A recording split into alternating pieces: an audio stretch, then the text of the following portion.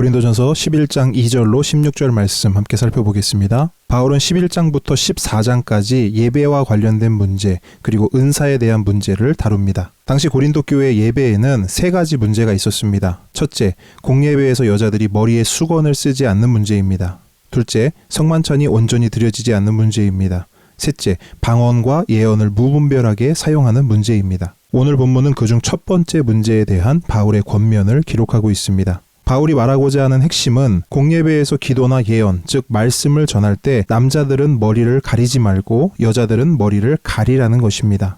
약간 남녀 차별적 발언으로 들릴 수도 있겠지만 바울은 결코 그런 의미로 말하는 것이 아니기에 오해하지 말아야겠습니다. 먼저 시대적 배경을 간단히 살펴보겠습니다. 당시의 조각상들을 보면 황제나 남자들은 신에게 기도하거나 술을 바칠 때 입고 있던 겉옷을 머리로 끌어올려서 머리를 가리고 그 의식을 집행했습니다. 그런데 교회 안에 이러한 이방의 제사 관습을 따라하는 남자 성도들이 있었습니다. 그래서 공예배 때 하나님께 기도하거나 말씀을 전할 때 자꾸 머리를 뭔가로 가렸던 겁니다. 반대로 여자 성도들 중에는 또 다른 세상의 문화를 교회 안에 가지고 들어왔습니다. 그 문화는 성적인 자유를 주장하는 신여성 문화였습니다. 당시에는 여자가 결혼을 하게 되면 반드시 머리에 수건을 써야 했습니다. 특히 공적인 자리에서, 공식적인 자리에서는 더더욱 그 수건을 써야 했습니다. 그런데 신여성이 되기를 원하는 여자들이 하나 둘 머리에 수건을 벗어던지고 결혼을 했음에도 불구하고 마치 미혼인 것처럼 처녀 행세를 하여 신여성임을 증명했습니다. 그리고 교회 안에도 그런 여성들이 있었고 그들은 공예배 중에 머리에 수건을 쓰지 않고 기도나 예언, 즉 말씀을 전했습니다. 바울은 이러한 세상 문화가 교회를 어지럽히지 못하도록 고린도 교회를 권면합니다. 먼저 남자들에게 말합니다. 바울은 남자의 머리는 그리스도이기에 기도나 예언을 할 때 그 어떤 것도 머리에 쓰지 말라고 말합니다.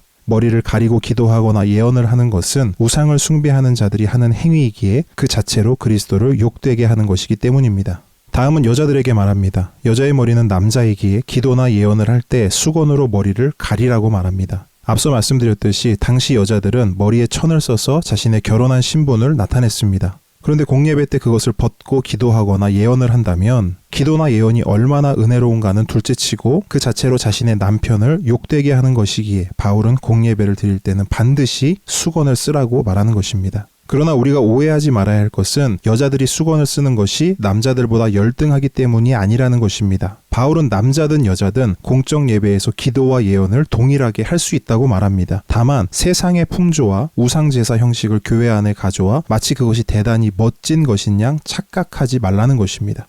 바울은 창조 순서와 특징을 통해 여자에 대한 주제를 좀 더 자세히 다루고 있습니다. 아담과 하와는 창조 과정에서 기원과 목적이 다르다고 말합니다. 그리고 아담은 하나님의 형상을 따라 흙으로 직접 지어진 존재이지만 하와는 아담을 통해 그리고 아담을 위해 돕는 배필로 지어졌다고 설명합니다. 바울의 이 말은 무슨 의미일까요? 남자는 잘났고 여자는 못났다는 것일까요?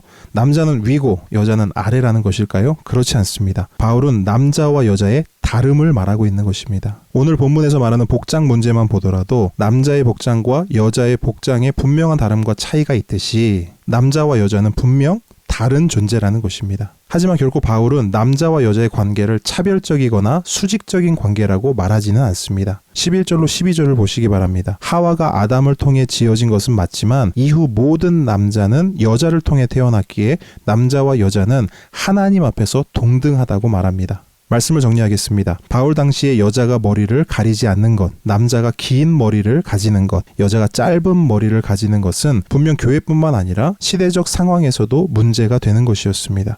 그래서 바울은 그러한 문제들에 대해 스스로 판단해 보라고 말합니다. 또한 16절의 말씀처럼 누군가는 바울의 이러한 견해에 대해 동의할 수 없다고 말하거나 문제를 삼을 수도 있었습니다. 그런데 바울은 그런 사람들에게 이렇게 말합니다. 세상에도 문화와 관습이 있듯이 교회 안에도 교회만의 문화와 관습이 있다는 것입니다. 그리고 당시 교회가 정한 문화와 관습은 남자라면 머리를 가리지 않고 공예배에 참석하는 것이고 여자라면 머리를 가리고 공예배에 참석하는 것이었습니다. 그렇다면 바울의 이러한 권면이 이 시대의 교회들에게는 어떻게 적용될 수 있을까요? 간단히 말씀드리면 각 교회 공동체 안에 존재하는 질서를 지키라는 것입니다. 이 질서는 각 지체들이 서로를 위해 배려하고 양보하고 권리를 포기하는 것으로 지켜집니다. 나는 하고 싶지만 다른 누군가를 위해 하지 않는 것. 나는 하고 싶지 않지만 다른 누군가를 위해서는 그것을 해내는 것이 바로 교회의 문화와 관습을 지키는 것입니다. 결국 이것도 복음을 위한 권리 포기의 문제입니다. 오늘 큐티를 통해 교회의 다른 지체들을 위해 나는 어떤 것을 배려하고 양보하고 있는가를 한번 생각해 보면 좋겠습니다. 더 나아가 교회의 아름다운 문화와 관습을 만들기 위해 어떤 것을 수정하거나 보완하면 좋겠는지도 고민해 보는 시간이 되기를 바랍니다.